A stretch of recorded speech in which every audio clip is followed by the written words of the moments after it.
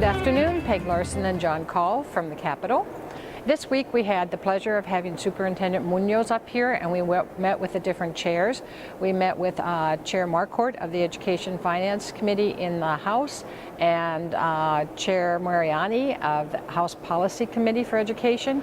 We also met with Senator Torres-Ray, who chairs the Education Policy Committee in the Senate. We had some lively discussions, and she has asked the superintendent to keep in touch and let her know what Rochester's views are on different programs, especially integration. This week's been an interesting week in the education committees. In the House Education Finance Committee, they've done all-day kindergarten bills, and they've been laid over for possible inclusion. They also have done equalization aid bills, and they have done a bill for formula allowance, annual minimum increase created, and they were all laid over for possible inclusion in the omnibus bill. In the House Education Policy Bill, they actually passed the school start date, House File 261, Representative Newton, onto the Commerce Committee. It was amended to say that you could not have school the Thursday and Friday before Labor Day. So we'll see if that bill goes forward. It's always a controversial issue, but it seems to have some legs finally this year. I do know that Representative Isaacson spoke very strongly about local control, and that people needed to remember that this is a local control bill. And in the Senate this week, they did a mental health bill. Chair Torres-Ray had a bill that would identify kids who need mental health counseling and would do some funding for schools to integrate that into their programs.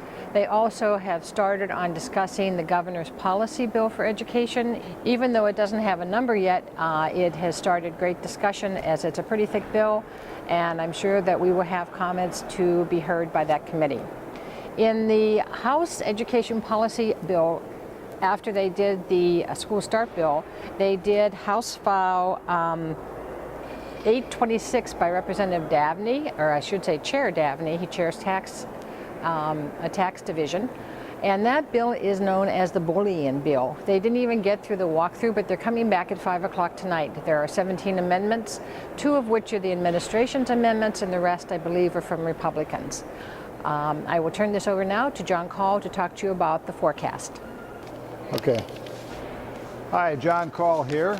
I'm standing today in front of a statue of General James Shields. I selected this site to add a little interest to the report.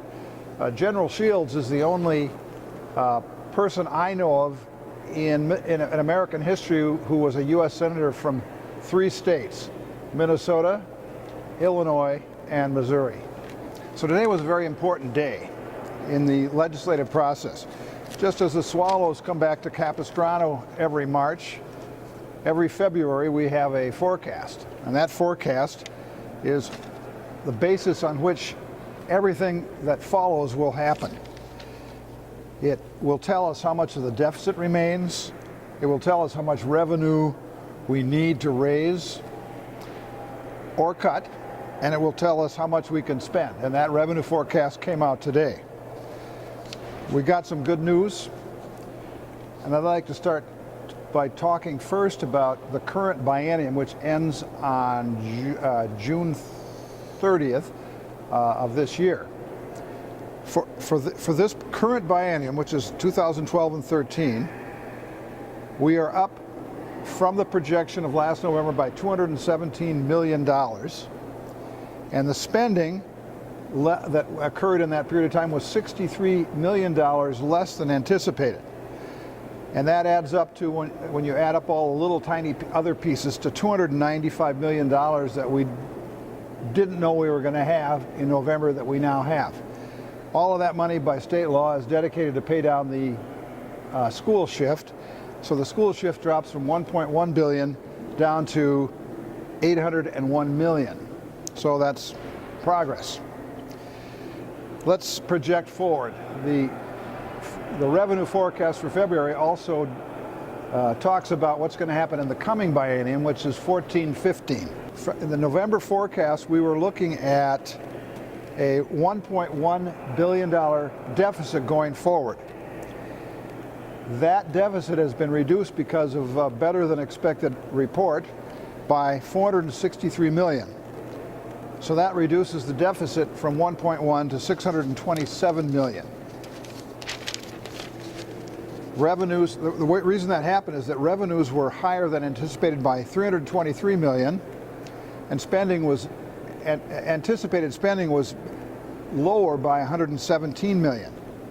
And along with other minor adjustments, that's how you come up with a number of 463 million better than anticipated. We still have a deficit, but the news today was a lot better than a poke in the eye with a sharp stick, and it makes the job quite a bit easier than it might have otherwise been. There's little change in the economic forecast for the United States going forward. They're expecting 2013 to be slow growth, but by 2014-15 they expect that the annual rate of growth in the economy will be up around 3.3%. So the only other issue that's kind of a problem is incompetence at the federal level with the U.S. Congress. We just don't know what's going to happen with the sequestration. It's going to have impact on the state. It's going to affect at least 5,000 jobs, and it has some implications for K-12. We just don't know if they're going to fix the problem or not. Right now, I'm more inclined to think they won't be able to fix it. And so that's the situation. Since 2008, for the most part, the picture's been pretty dreary. Things are starting to look up. It looks like we're on some kind of sustainable recovery, and hopefully it's going to have positive implications for public education. Thank you. Things are looking up.